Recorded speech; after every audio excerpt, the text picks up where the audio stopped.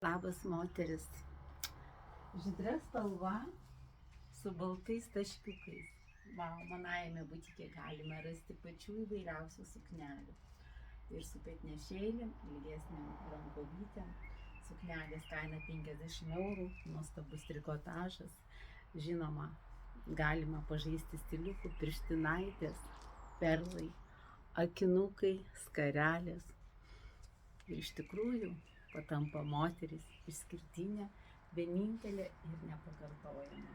Ir žinote, šiuolaikiniame pasaulyje tiek mados, tiek grožio industrijos visose supratimuose, kas čia primitinėja, kas yra gražu, kas yra madinga.